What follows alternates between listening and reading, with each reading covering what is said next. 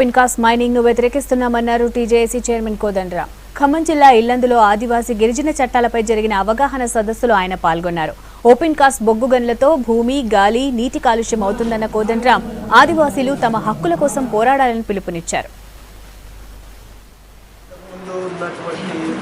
బొగ్గుగని under ground బొగ్గుగల్ల ఉన్న బొగ్గు ఉత్పత్తి నడిచింది. దాంతో పాటుగా చుట్టుపక్కల గ్రామాల ప్రజలు కూడా ఎక్కడికక్కడ వ్యవసాయం చేస్తారు. మొత్తం ప్రాంతాల్లో ఉన్నటువంటి వ్యవసాయం కూడా బాగా పెంపొందుతూ ఉన్నటువంటి నీటి వనరులను సద్వినియోగం చేసుకుంటూ రకరకాల పంటలు ఇక్కడ చాలా రైతులు కష్టపడి పండిస్తున్నారు. ఈ ఓపెన్ కాస్ట్ గన్ల వల్ల నిజానికి వీటితో లాభము అని చెప్తున్నారు, కానీ ఈ పర్యావరణ విధ్వంసాన్ని కనుక పరిగణలోకి తీసుకుంటే అది ఎంత లాభము అనేది నిజంగా ప్రశ్నార్థకమైన విషయంగా.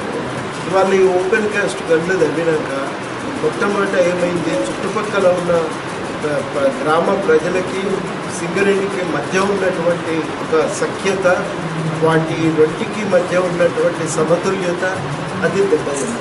ప్రధానంగా బొగ్గు గని ప్రధానమైపోయి దానివల్ల జరిగినటువంటి పర్యావరణ విధ్వంసం కారణంగా ఈ చుట్టుపక్కల ఉన్న అన్ని వృత్తులు కూడా నాశనం అయిపోయాయి. వ్యవసాయ అనుబంధంగా ఉండే అన్ని వృత్తులు